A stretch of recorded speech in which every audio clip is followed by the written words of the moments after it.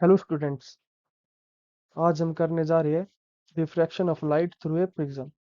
तो रिफ्रैक्शन का तो मैंने आपको आइडिया पिछली क्लासेस में दे ही दिया है कि जब कोई लाइट रेयर मीडियम से डेंसर मीडियम में ट्रेवल करती है तो उसका जो पाथ है वो क्या हो जाता है, चेंज हो जाता है। उसी को हम क्या बोलते हैं, रिफ्रैक्शन। तो इस फिनोमिना को हम प्रिज्म में स्टडी करेंगे। ठीक है। The refraction of light through a prism is a phenomena in which light changes its direction. क्या हो रहा है, लाइट की जो डायरेक्शन है क्या हो रही है, चेंज हो रही है as it passes through prism due to change in speed of light in different media। अब भाई बताओ, रेयर मीडियम से लाइट डेंसर मीडियम में जाएगी तो स्पीड ऑफ लाइट तो ऑब्वियस है, चेंज होगी। ठीक है। और मीडियम भी चेंज हो रहा है। ठीक है। प्रिज्म क्या है, प्रिज्म है एक transparent optical element with flat polished surface that can reflect and disperse light। disperse of light तो आपको पता होगा, वरना मैं इसी क्लासेस में आपको आगे कवर करवा दूंगा डिस्पर्शन ऑफ लाइट क्या होता है क्या। ठीक है। तो रिफ्रैक्शन तो आपको पता ही है, बस प्रिज्म में आपको बताना था कैसे होता है। प्रिज्म क्या होता है, एक रेक्टेंगुलर शेप। ठीक है। ये एक ऑप्टिकल एलिमेंट है जिसकी जो साइड से क्या हो, पॉलिश्ड रहती है। इसको आप अपनी क्लास की लैब में भी देख सकते हैं, साइंस लैब में। इसके साथ एक्सपेरिमेंट भी होता है आपका एंगल ऑफ मिनिमम डेविएशन का। ठीक है।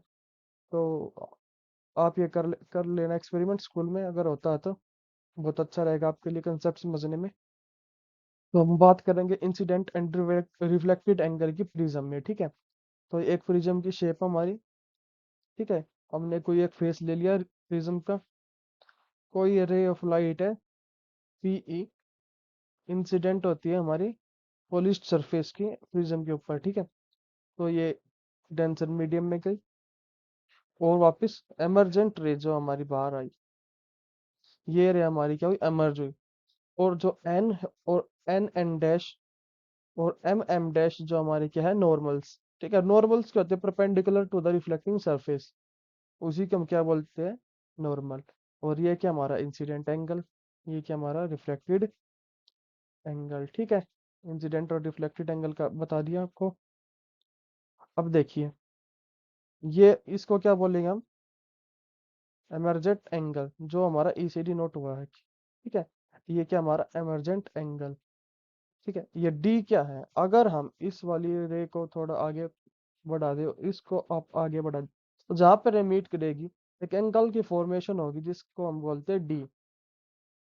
डी को हम प्रोनाउंस कैसे करेंगे, एंगल ऑफ मिनिमम डेविएशन। कि लाइट जो हमारी कितनी डेविएट हो रही है, ठीक है, डेंसर मीडियम में।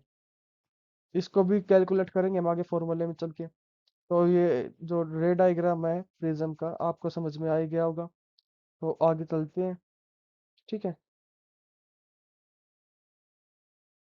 अब हम बात करते हैं angle of minimum deviation and refractive index की। Angle of minimum deviation occurs when angle of incidence and angle of emergence are equal। ठीक है। Angle of incidence and angle of emergence are equal। ठीक है। जब ये equal होंगे तभी क्या होगा, इक्वल होंगे, एंगल ऑफ मिनिमम डेविएशन की क्या होगी, फॉर्मेशन होगी। ठीक है। तो इसका फॉर्मूला क्या, angle of incidence plus angle of emergence divided by 2। ये आप अपने एक्सपेरिमेंट में भी करेंगे, 10th में होता है ये एक्सपेरिमेंट। ठीक है। Angle of minimum deviation calculate करके और रिफ्रैक्टिव इंडेक्स फाइंड करना। रिफ्रैक्टिव इंडेक्स मैंने आपको पहले पिछली क्लासेस में बता ही दिया था। रिफ्रैक्टिव इंडेक्स का क्या फॉर्मूला था, C divided by V. C is the light of speed in the air और इन ए वैकेंट स्पेस। और वी क्या है, speed of light in the medium. That is called as refractive index.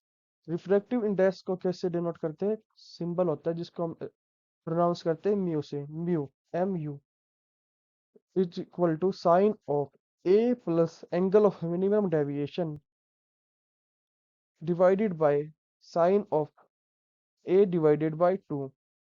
Hair A is the angle of the prism. जो angle है इसी को क्या है, ये हमारा ए। इसी को हम मेजर करेंगे। ठीक है। और इसमें डी की वैल्यू पुट कर देंगे जो कि हम यहाँ से कैलकुलेट करेंगे।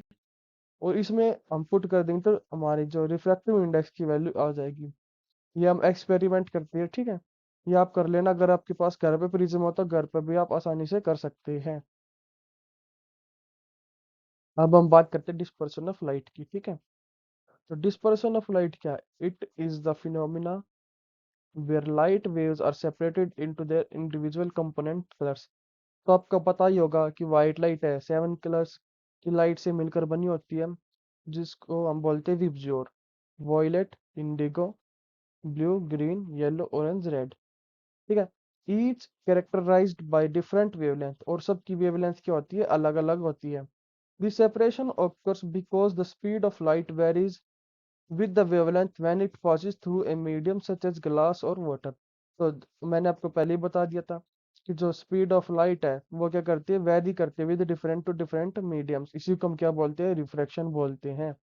The result is the bending of different colours by different amounts causing them to separate out। तो different colours by different amounts, इसका क्या मतलब है? भाई 7 कलर से मिलकर बनी होती है लाइट। हर एक कलर की क्या होती है? अपनी अलग वेवलेंथ होती है। तो जिसकी सबसे कम वेवलेंथ होगी उसकी क्या होगी? फ्रीक्वेंसी ज्यादा होगी। और जिसकी सबसे कम वेवलेंथ होगी वो सबसे क्या होगा? ज्यादा डेविएट होगा। वो कलर कौन सा? अपना वॉयलेट। और जिसकी सबसे ज्यादा वेवलेंथ होगी वो सबसे कम डेविएट होगा। वो कलर हमारा रेड। वेवलेंथ आपको पता ही होगा कि लाइट कैसे ट्रेवल करती है? लाइट वेव की फॉर्म में ट्रेवल करती है। और यहाँ से यहाँ तक का जो डिस्टेंस है, इसी को हम क्या बोल देते हैं? वेवलेंथ, ठीक है। या इसको कुछ बुक्स में ऐसे भी पढ़ाते हैं, डिस्टेंस बिटवीन टू कॉन्सिक्यूटिव रफ्स, सॉरी क्रेस्ट्स, ठीक है। ऊपर वाले पॉइंट को जो मैक्सिमम पॉइंट है इसको क्रेस्ट बोलते हैं, इसके क्या बोलते हैं? रफ्स। तो इनके जो कॉन्सिक्यूटिव क्रेस्ट के जो डिफरेंस होता है उसी के क्या बोल देते हैं? वेवलेंथ। और सिंपली आप देख सकते हैं कि यहाँ से जो यहाँ का डिस्टेंस है ये भी इनकी बराबर ही आएगा, ठीक है। ये जो डिस्टेंस है यहाँ तक का, इसी को हम क्या बोल देते हैं? वेवलेंथ, ठीक है। तो वेवलेंथ का आपको पता ही चल गया। ये क्या? हमारा ग्लास प्रिज्म डेंसर मीडियम है, यहाँ से लाइट आई, रिफ्लेक्ट कर गई, और जो व्हाइट लाइट है सेपरेट हो गई इनटू इट्स कॉन्स्टिट्यूएंट कलर्स, जिस कलर से मिलकर बनी हुई थी। इसका एक एग्जांपल रेनबो है, ठीक है। रेनबो कैसे बनता है? जब वर्षा होती है या रेन होती है तो जो एटमॉस्फेयर में ड्रॉपलेट्स बच जाते हैं, कुछ ना कुछ ड्रॉपलेट्स तो रहते ही हैं। तो उन्हीं से क्या करती है? लाइट क्या कर जाती है? स्कैटर कर जाती है, और रिफ्रैक्शन फिनोमेना ऑकर कर जाता है, जिसके कारण डिस्पर्सन ऑफ लाइट होता है और हमें एक सुंदर रेनबो दिखाई देता है, ठीक है। इसी फिनोमेना को हम क्या बोलते हैं? Dispersion of light. Thank you.